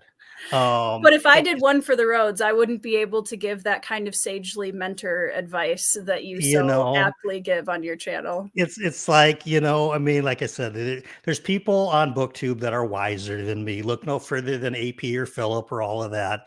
But they've also probably never broken up a 30-person melee brawl, you know. So, I mean, just different life experiences, life stories with Brian. You know, well, and that's kind of one of the things that I'm thinking about doing on the channel from time to time, is just doing random bar stories and carve out, you know, a 5-minute section. Because I mean, somebody was talking, I think Josh from Red Fury Books was talking about how he is going to be reading the Prince biography.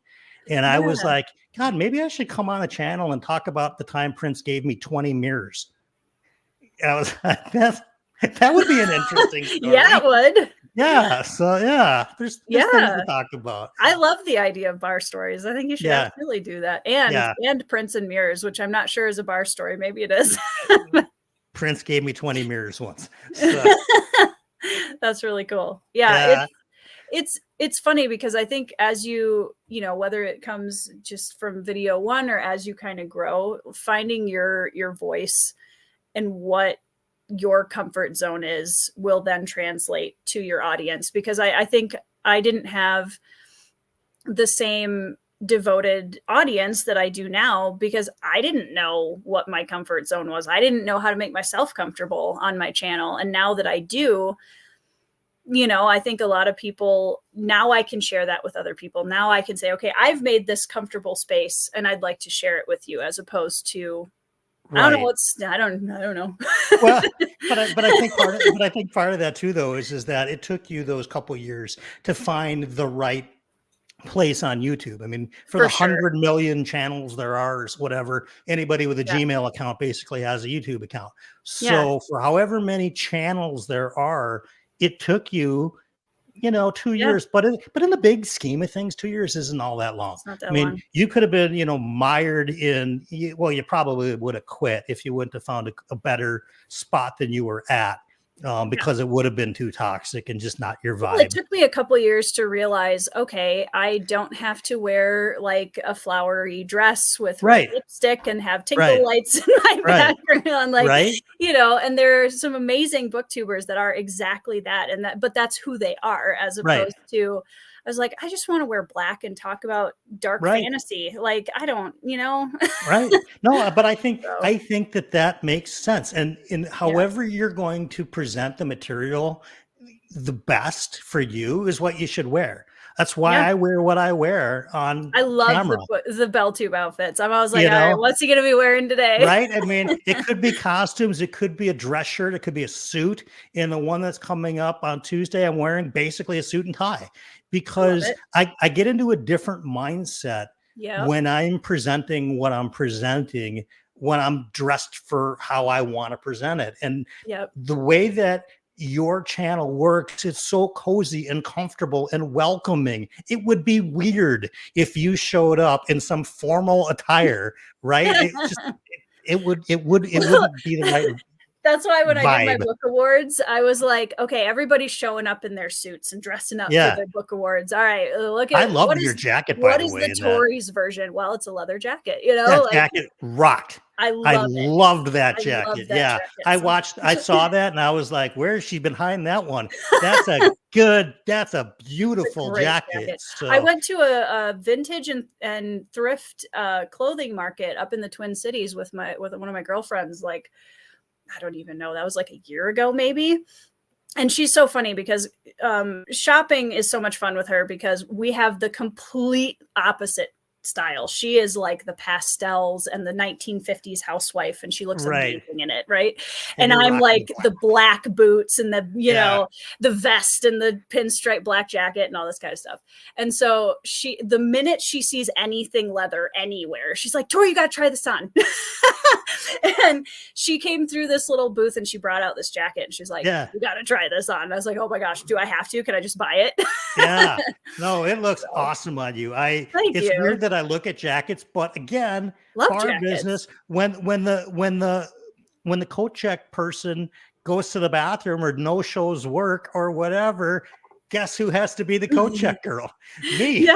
So, I mean, I've been the coat check girl, the men's room attendant. I've been every job you could think of. And so you notice those really nice jackets. Oh yeah. You better put a couple hangers on those, and you better give a couple tickets extra because you don't want to accidentally lose that one. So exactly.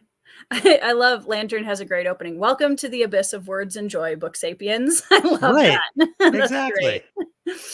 You know, Groofé, now that I wouldn't really, or Philip, to be honest, like you never know. You never know. you never know. We'll have to ask them. I'm definitely a hoodie person. I'm a t-shirt and hoodie person for sure.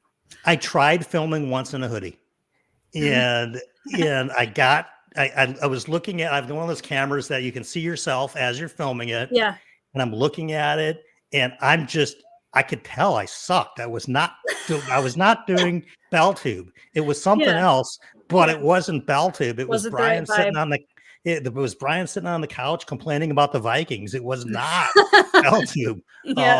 So I turned the camera off, erased it, went up, put a nice shirt on, came back down, shot it almost identical content, but the vibe was better. So very different. It is funny how like clothing really changes the way you feel about yourself. It's really interesting to me how powerful that can be.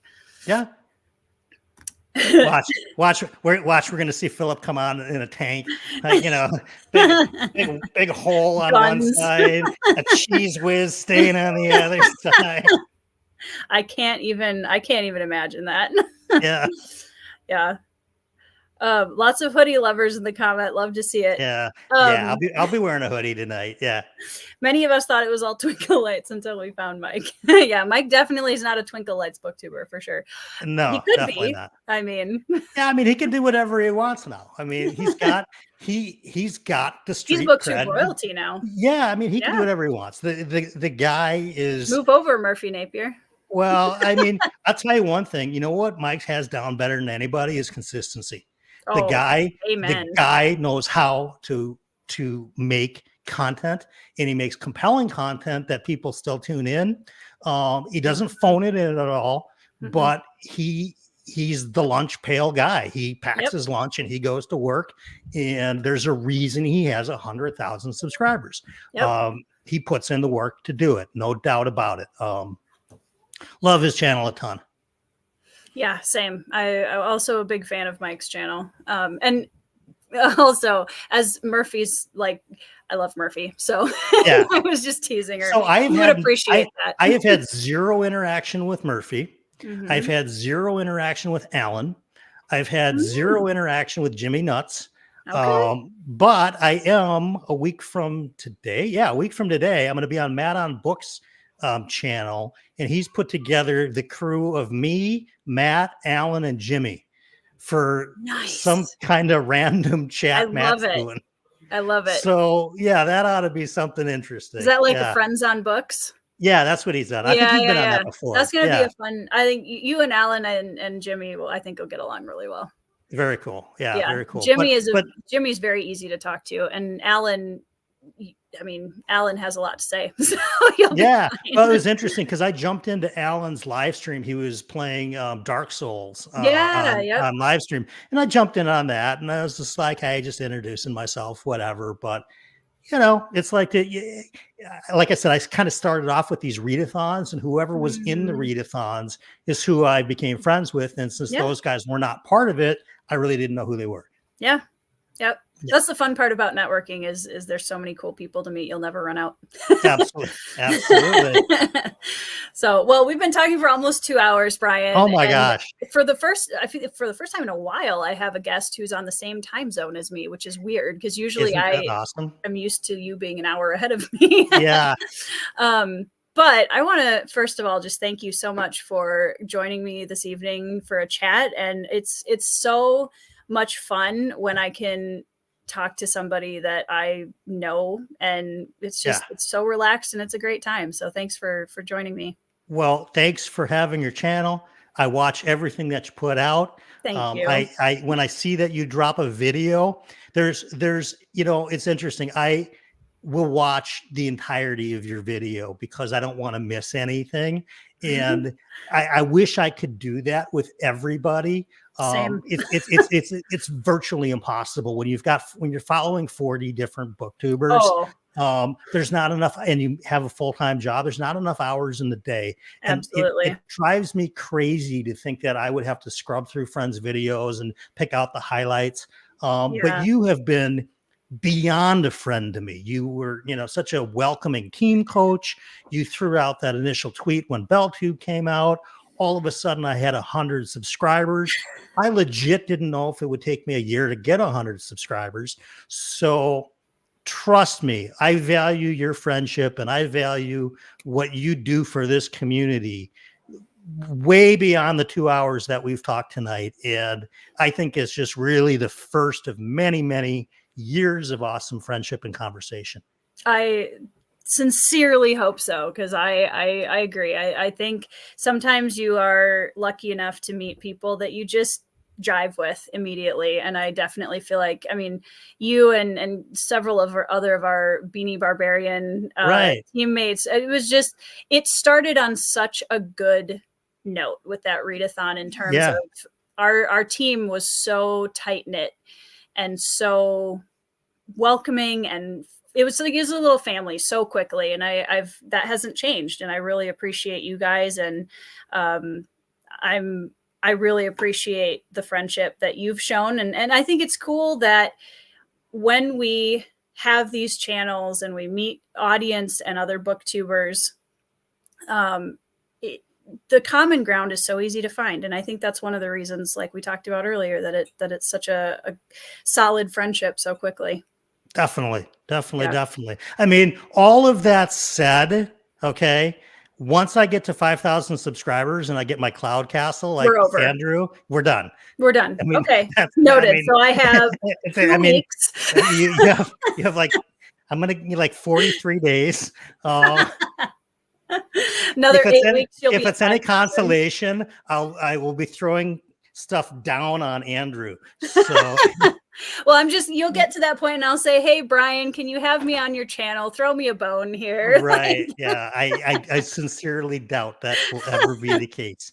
But if stranger things have happened, but if that ever did happen, I think one thing that if anybody knows me at all, the friends that were with you from the beginning are invaluable. And I don't care if my channel gets 1 more subscriber or 1 million more subscribers. The ones that have been here at the beginning, like yourself, you can't put a price on it. It's just invaluable. So absolutely. Thank you. Well, thank you, Brian. The feeling is very mutual, I can assure you. And I appreciate too everybody in the chat. Thank you for coming on and chatting with us, because it's like a big group of D&D roundtable friends, and we can just you guys are always an amazing audience, and I appreciate you guys so much, because like we were talking about before, it's very easy, I think, to fall into the trap of making a certain type of content that brings in a certain type of people. And I've seen so many channels, comment sections get so toxic so quickly. And I honestly feel like I just have the best audience. They're amazing. For sure. So thank you guys for joining us. And once again, if you haven't already, down in the description box below, there is a link to Brian's channel. And if you have not subscribed yet, you should be. You will be graced with fortunes beyond belief. That's right. And if nothing else, it's like if nothing else, wonders. That's right. Join the magical cave. Very good. Love that, Erie. That's awesome. That's great. Tides and exactly, Groove. I couldn't said it better myself. Yep, absolutely. All right, everybody. Thank you so much. Thank you, everybody. Wonderful evening, Brian. Once again, thank you, and I'm sure we will be back in a live stream in the near future again. Sounds like a plan. Can't wait. All right, guys. Have a good evening.